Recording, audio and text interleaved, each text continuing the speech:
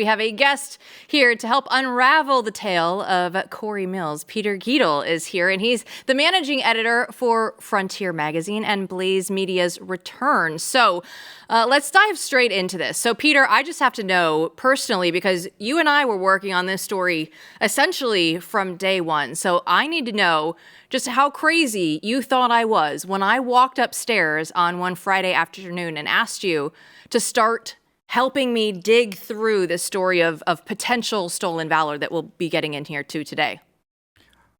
I'll be honest, I thought you were pretty crazy. Thank you. Thank you. When you first started explaining it, I had a lot of questions. I thought, this can't be true. Maybe you're misunderstanding this. Then we started digging into it that night. And it just has gotten crazier and crazier and crazier every time we've dug into another aspect of the story, another direction. It just keeps getting weirder and stranger. Yeah, well, let's rehash the first round of craziness that we spoke about last time on the Spotlight. The Spotlight is a new section of our show which is feared and also desired. Sometimes we spotlight the good, and sometimes we spotlight the not so good. And in this case, we just at first spotlighted the strange, right? Because the oddest thing that this started with is realizing after these allegations of domestic abuse came out, and then the girlfriend of the Congressman Cory Mills said nothing happened, and they both said everything's fine. People realized that he was still married. He's in the process of divorce with this girlfriend for over a year, she said. And then the marriage certificate came up, and that was the first crazy thing that Jill said when she accosted me. She mentioned this marriage certificate, and of course, as we learned last time and the article showed, he explained it to us that he was married by a radical Islamic cleric to help his wife be able to go back to Iraq. That was his story. And after we verified that, we asked around, and it turned out that at least 5 former associates of Mills, one on the record, said he did in fact convert when he became Muslim. I mean, and just to rehash this, I mean, this was a radical mosque he was married in. This mosque, we can show a picture of it in Falls Church, Virginia, is known as the Al-Qaeda Mosque because former members of Al-Qaeda were there. The guy who officiated his wedding was an unindicted co-conspirator in the World Trade Center bombing, among other things. Back in 1993. This is Muhammad al-Hanoudi. We can see his info here. This is who married him. So that was puzzling, and he maintained that he was not, Muslim. He's always presented as Christian, and this marriage didn't change who he was. And here's how we know this. I mean, how we confirmed it is we reached out to him. Actually, we, meaning Peter Gietl, reached out to him, and the congressman called him up, basically threatening lawsuits in a very contentious 50-minute phone call with you, where he spoke about this issue and also about stolen valor, which we'll get to in a minute. So how does this start, right? How does this start for all of us? It starts because the congressional primary in 2022 was at first going to go to someone I know, an acquaintance, a friend, Anthony Sabatini. It looked like he was going to win for the Republicans. Cory Mills sort of swooped in out of nowhere, got the MAGA endorsement, and ran for office. And at the time, I didn't pay it any attention because once, Mar-a-Lago had supported Mills and he was self-funding. He seemed like the obvious candidate, heroic story. At that time, there was an opposition website that came out that had a bunch of information about Cory Mills. I didn't pay any attention at the time, but a few years later, one Jill Savage did pay attention and began looking into it. Yeah, I stumbled upon the website, CoryMillsWatch.com, and I went all throughout it, and there was a podcast on there from a Green Berets Chronicle podcast. And there were 2 men being interviewed on this podcast, Bobby Aller and William Kern. And these 2 men just grabbed my attention because I thought, man, there's so much in here. They have so much detail already in this podcast. I think it runs for like an hour, 40 minutes. And I watched the entire thing, and they went through and they were like, we're trying to get the truth out there. And Peter, that's when I brought you into this story too, and just said, okay, like there's so much detail already here. What else can we go through and find? Yeah, it was important to get to the bottom of what really happened, and we have to give a lot of credit to those men who did a lot of legwork up front, and then have been brave enough and willing to go on the record and tell the story of what really happened over in Iraq when he was in the Army and then later as a contractor. And it's very important because he's run and is in Congress because of those alleged events that he's taken credit for, which, talking to all these people, is now very much in dispute. And everyone says that it's not the story that happened. And now he's on, the Foreign Services Committee making decisions about young men going into a war around the country. It's not right. Can you just, before we dive into this, can you just go into the sort of attitude in general of these people that you talked to who served with him or were, in private contracting with him in Iraq, in terms of their attitude about this story? I get the impression that many felt like the story had been suppressed for some time. Well, it was honestly really a sore wound with them. I mean, they all seemed like very trustworthy, upstanding citizens, all former veterans that then had served as contractors. And they were just upset that, in their opinion, he had lied about what he had done. And there were, a lot of their friends who were badly injured that died over there. And then for this guy to all of a sudden run for Congress saying a bunch of things that they were there for and they claim that didn't happen, they were extremely upset. They were extremely saddened. They were hurt. And the story that they kept saying over and over again is, we just want the truth to get out there about what really happened. Well, let's get into that. You guys have done so much incredible work on this, in the midst of doing many other things over the last few weeks. First, let's get what the story is. So Mills, Gietl, is both in the Army and then afterwards works for DynCorp, a private contractor, basically like a Blackwater military service, right, in Iraq. And he does both these things. Tell us about that. Yeah, so Cory Mills served in the Army from 1999 to 2003, and then he became a private contractor from 2005 to 2009. And you'll find some of the discrepancies that Peter will go through here in a minute, but we'll start to get a little bit more technical here, right? Because if you go into the DD-214, that's your official military record that is given to you from the Army. Now, it's interesting because what is written on his DD-214 doesn't match what's on his DynCorp resume, and there is when we start to get to some of these first discrepancies. He claims to be an Army Ranger. He claims that he has gone to sniper school, and there's a lot of people that Peter, that you have talked to, that said he is absolutely not an Army Ranger, and there are some interesting stories around that. Yeah, absolutely. I mean, and he's made these claims for years as he's been running for Congress, and then on CNN. They were saying, again, DynCorp is very similar to Blackwater. They had the similar type contract over there that he was working as a contractor. I mean, they were saying that he was representing himself as a Ranger. They doubted it, but then actually real Rangers came to work for them, and they were extremely upset to the point that some of them were threatening to commit violence against him if he didn't stop claiming to be an Army Ranger, which is a very prestigious, hard unit of the military to get into.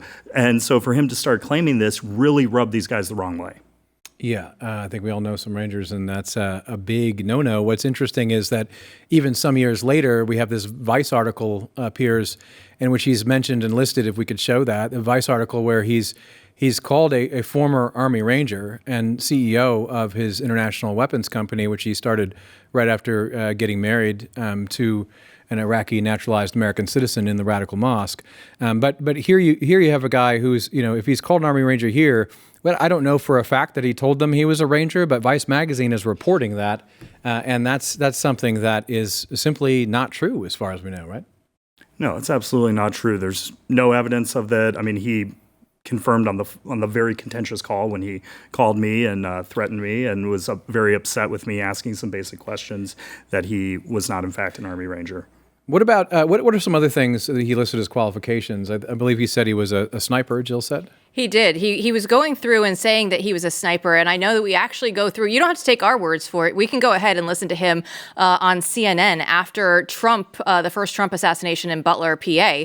He was on CNN, and everybody on the panel kept referring to him as a sniper. Let's go ahead and take a look. When we go up as a counter sniper, we put together what we call range fans for our range card. We usually keep it right next to us. I also do want to ask you, you are a sniper yourself. You have been a sniper yourself. How good was this guy as a shot? He wasn't, and that was the thing that saved the president. I mean, you're a sharpshooter. Are we holding? You see what I'm getting at? It's the average shooter. The average shooter could have been able to do that. So it's interesting because at never one point did he go through and say, oh, that wasn't actually what I was there doing as a qualified, either in the Army or days as a contractor. But when we were talking, Peter, with some of his guys that he worked with over in DynCorp, they would say, well, we knew it. We didn't even need to see his paperwork, because he didn't get any of the verbiage right. And I think that's such an important thing, that if you went through these classes, it didn't matter if you were in the Army, if you were a Marine, if you just came through the Navy, they would all have their different codes, their different language that they would speak. But they all claimed to us that he never knew any of the lingo that he should have known at that point, and they were basically, as they say, teaching him on the go. And he, to their credit, he said, Max Woodside said, to Cory's credit, he did pass all of the courses that he went through once he was there as a private contractor, but the problem is that he never should have been there in the first place based on his qualifications that he did have on his DD-214. Exactly. I mean, there was a lot of stories. He didn't know the grain size of the ammo. He had to use an app to do very basic calculations that they said everyone is going to know how to do as a sniper in their head immediately. And I mean, what was conveyed to me by many of these men was that they were upset because by allegedly lying to get in there and misrepresenting his skills, he was putting them and their friends in danger. So on the sniper point, you have to wonder. So he lied about his qualifications in order to take classes, right? From DynCorp, from the private contractor, to be a sniper. But what was his actual position in the Army and at DynCorp? He was a medic who had never seen combat experience, according to his DD-214. There's no record of him experiencing combat. We get into that. There's discrepancies with his Bronze Star that we can talk about as well. But so he misrepresented basically what he was, and he listed all of these qualifications in order to get this very prestigious and very high-paying job at the time. I think it was around $200K a year, in order to get that and be involved in Operation Iraqi Freedom. Well, and JSOC is one of the things that he says that he was a part of. And I know we can go back to one of his campaign videos. He can tell you here himself that he was a part of JSOC. Let's watch. I enlisted in the United States Army, serving as a member of the Joint Special Operations Command in the 82nd Airborne Division. So, Peter, we know that part is absolutely not true. It's completely not true because, again, it's not on any of his official records that he left the military. And, I mean, you would assume it's been almost 20 years later that he would have rectified the record on that if they just left that off of his, but he never did that. It's either you were in JSOC or you weren't. There's no record of it. There's no one who remembers him being part of JSOC. And again, that's a huge, very hard, prestigious achievement to be part of that, and then to just say that you were part of it is ridiculous. Yeah, I mean, to actually have that in a campaign ad, be running on a biography that is false is an enormous problem. But it gets worse because for me, one of the juiciest parts of this entire story is that, one of the cornerstones of his campaign is that he says he was blown up twice in Iraq. Let's go ahead and watch that part. I was hit not once, but twice with improvised explosive devices and explosive form projectiles. After you take a hit like that, you don't know if you're going to survive or not, and it puts your life into a whole new perspective. Would you take a hit for your country? Would you risk your life for the Constitution? Would you make the sacrifice? Well, let's go ahead and dive into that, Peter, because it is so interesting. You hear him say that he was blown up twice in Iraq, but what did he tell you? Well, I got wind of this first by talking to the men that served with him, that worked with him, who said that story is absolutely not true. And then when I was on the phone with him for close to an hour, I kept pressing him on why does his campaign website say that he was blown up twice? Why does he keep repeating this? And the men that he served with don't remember this, and it's not on his DD-214. And he finally did admit that he was not blown up twice, and that the one time that his Suburban was hit with an IED, it was a very light IED, and he hit his head on the roof of the car, which, is a little bit different than saying that you were wounded twice in Iraq. And it's, again, the testimony of the men that are around there. Even we talked to some guys that didn't want to go on record. They all had the same exact story. These are really serious allegations of stolen valor. Yeah, so there's two incidents. One, as far as you can determine, there's really nothing that happened. And then the other... another SUV was hit, and two men were badly injured in that, but he was not in that vehicle where those two men were injured. And this is all in our article. You can read, several people who were there describing, at least in the one case, charitably we can say it's a gross exaggeration to call it sort of a war injury.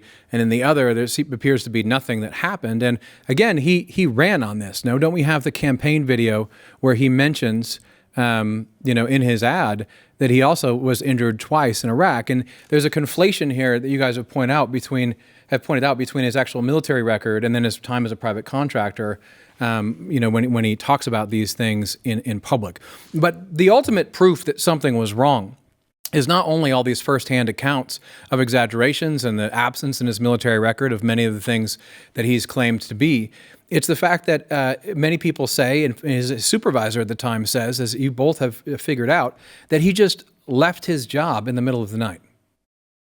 Tell me about this, Peter. I spoke with Jesse Peters, who was his direct commander, supervisor in the field. And basically there was an incident with Blackwater where they accidentally killed a journalist, and some of the contractors had lied about their service who were involved with that.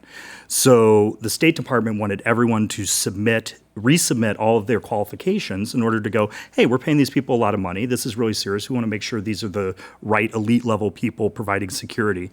And they gave him months to turn it in.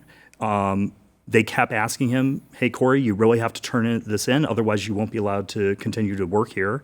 And then the last day, at the last possible moment, according to his supervisor, he left his Glock, he left his M4, he left his walkie-talkie, and he just left. And no one knew what happened to him. He didn't tell anyone. He just disappeared. And he apparently just walked off the job, according to them, which everyone found very strange. And then they go, oh, well, maybe he didn't have the qualifications that he claimed he did. Gietl, real quick, how did we come to this information? Looking through all of this, I mean, I just heard this on the podcast that I mentioned earlier, and I heard William Kern say this very story. And I was just sitting there in my living room, and I'm like, you know what?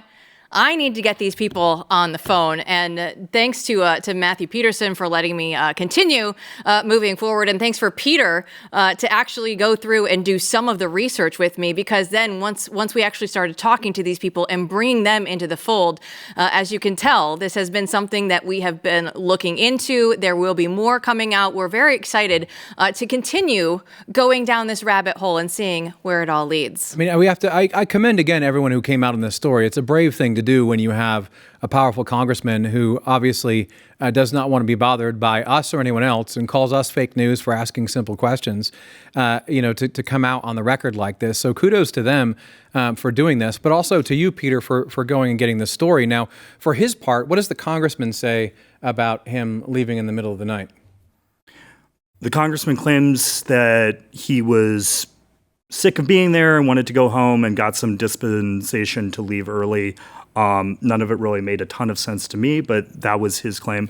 I mean, I'd like to say, this wasn't just Jill and myself. There was a huge team of people, from our intern Cooper Williamson to Steve Baker, Joe Hanneman. There was a lot of people here at Blaze that have worked really hard on this, and as well as the men that went on record to tell their story. A lot of the editors, the legal team, everybody's getting involved in this story.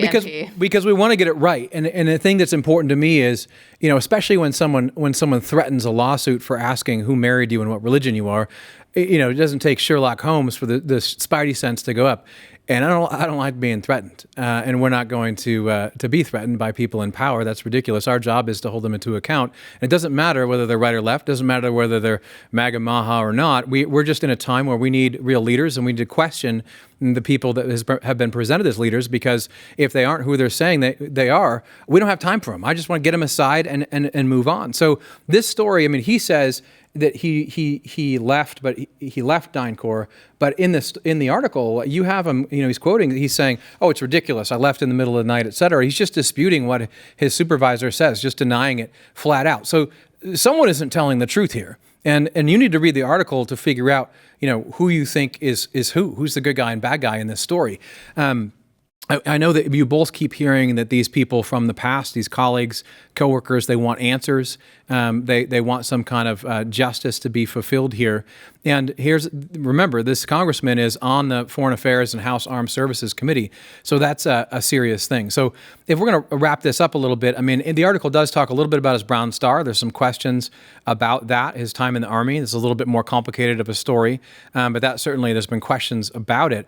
But I'm interested in both of you just summarizing, again, the sentiments of his former colleagues, generally about him. And because he did say some sort of positive things about him as well, which made some of this terrible behavior even more puzzling. Yeah, absolutely. They described that, there were times where he did show bravery. The time that he claimed that he was blown up, he actually ran to the other car and apparently helped patch up some of the soldiers. And so they said what was strange to them was there were things that he could have said, "Hey, I served, I was over there, I did this and that." But what each one of those men kept saying was throughout the time that they've known him, he compulsively exaggerates what he did, his importance to it, and he can't stop. And honestly, throughout the research, we found that in dozens of different examples of him exaggerating. Well, Jill, I guess we can just leave it at that. But what we should say is that there will be more to come. This is not the beginning of this. This is not the end of this story. This is hardly the beginning, and there will be more. There will absolutely be more. Everybody, though, should go check out this story right now. It's up at theblaze.com. It has the links for all the articles, all the videos that we were talking about earlier. It has a ton of pictures in there, and you guys can go decide for yourself what you believe. And Peter, thanks so much for coming in. We really appreciate it. Thank you, Jill.